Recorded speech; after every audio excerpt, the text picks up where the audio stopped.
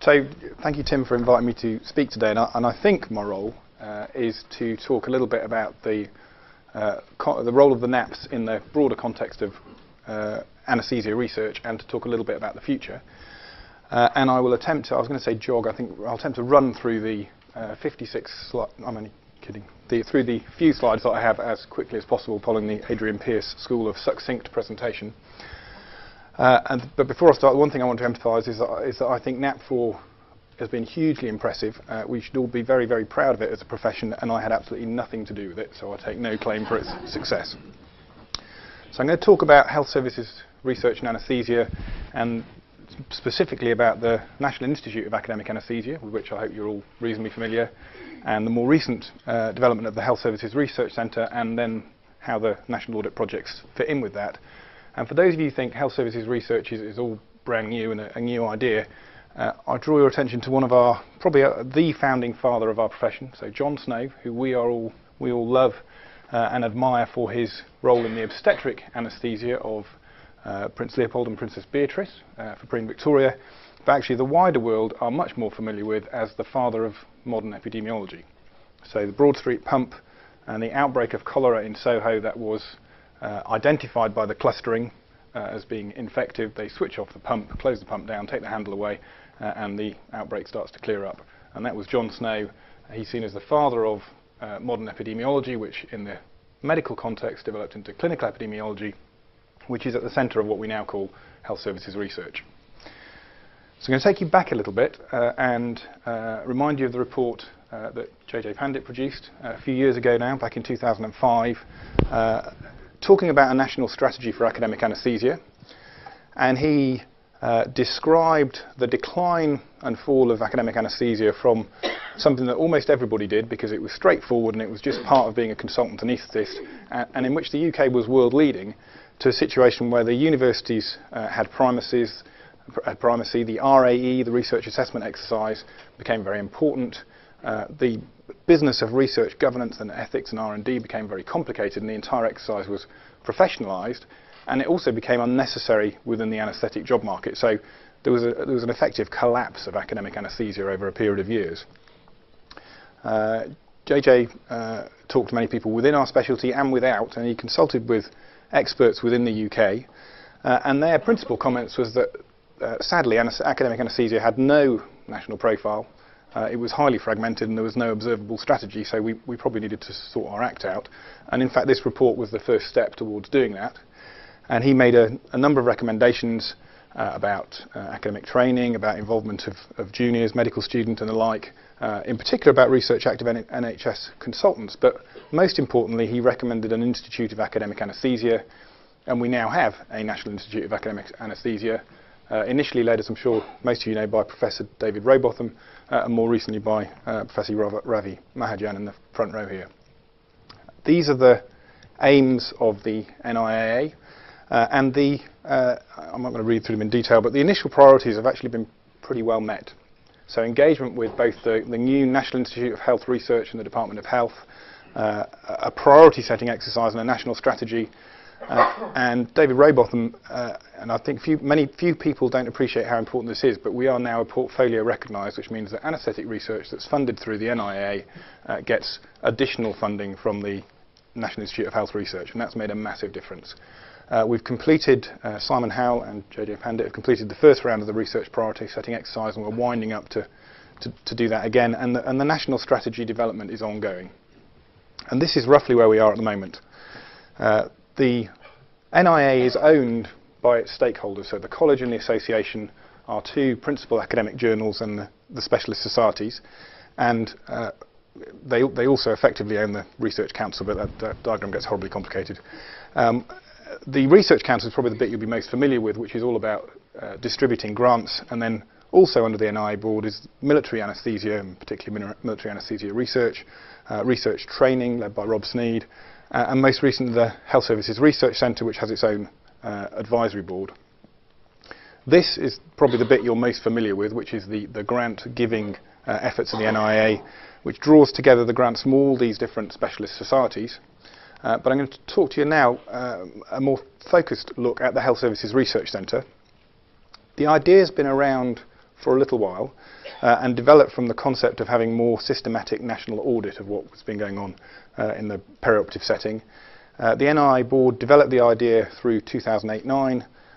There was a pre-launch phase last year and the beginning of this year, and it was formally launched at the college anniversary meeting on the college's the 18th birthday of the granting of the Royal Charter on the 16th of March. And it reports to the NIAA, but it's physically located within this building here at the college. You've got to have a vision these days, and the vision is ambitious, which is to be a world-class centre of excellence in health services research for anaesthesia, perioperative medicine, pain and the anaesthetic specialties. So the clinical scope, which should be reasonably self-evident, but probably the important bit to highlight is that we already have a world-class centre of excellence in health services research in critical care. So ICNARC is internationally recognised as being a superb conductor of both audit and research. And clearly, if the NIAA and the HSRC were going to do any critical care-related research, we would do that by first choice with them. And the research scope in the dry version is this, and you can read it if you want, but you probably won't have time because I'm going to try and explain it in a slightly more friendly manner. Health services research is about research on people, so it immediately is not about anything to do with animals or anything to do with benchtop test tube type research.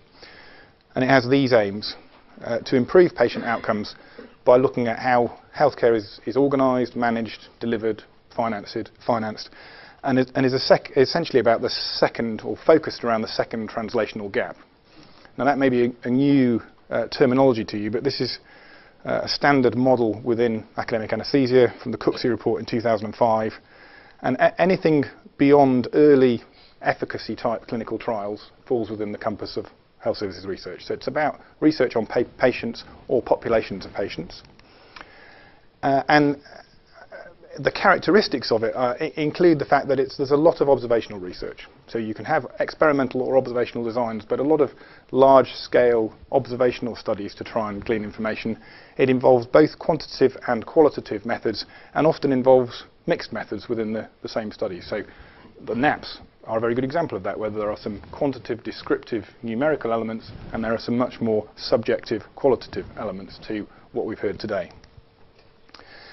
So the aims of the Health Services Research Centre: the initiation and coordination of large-scale audits, some methodological work to identify the metrics that we don't have in many cases in anaesthesia and perioperative care, and then the conduct and more importantly facilitation of research to improve patient outcomes. And we plan to do that via the NAPs, and we've heard a lot about NAP4 today, and I'll mention a little bit about what we might do in the future in a moment, by expanding networks and building on the work of the hip fracture anaesthesia network and the emergency laparotomy network, and trying to provide a resource for that in the integrated perioperative outcomes network, which is a software platform, by developing measures. Some of you may have come across the UK Perioperative Clinical Research Forum, which had its second meeting on Monday of this week, and will be meeting again in about a year's time in the college, and by a research fellowship programme, which will be the first two people will be appointed into that in the summer, and the advert should be out in the next edition of the bulletin. So coming back to the NAPs, I imagine you can all tell me what 3 and 4 were. I couldn't remember what 1 and 2 were. My apologies if anybody's involved in 1 and 2 are in the audience, but 1 and 2 were in some ways pilot work for 3 and 4. The report was published in 2003, and NAP3 didn't kick off until 2006, and I think a contributory factor was that Tim tells me they asked him 4 times before he finally said yes, that he would get involved in NAP3. NAP3 reported in 2009, and NAP4, we're all here today to celebrate and be informed about the findings of NAP4. So where do we go from here, and what are the characteristics of a NAP? Well, we had to think about this a little bit with the Health Services Research Centre, because they are clearly distinct from something like the emergency laparotomy network. And the current characteristics of a NAP seem to be that they're relatively discrete projects of fixed duration. They tend to focus on rare events, and none of these are fixed for the future, but these seem to be the characteristics of the last couple of NAPs.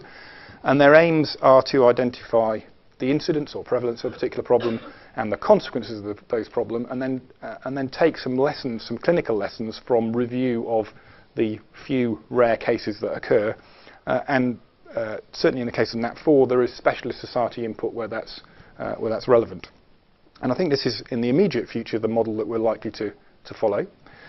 The NAPs have also been very research successful. So this is one of the earlier papers from NAP3, published in 2009. It's already got 50 citations, which in the research world is very impressive.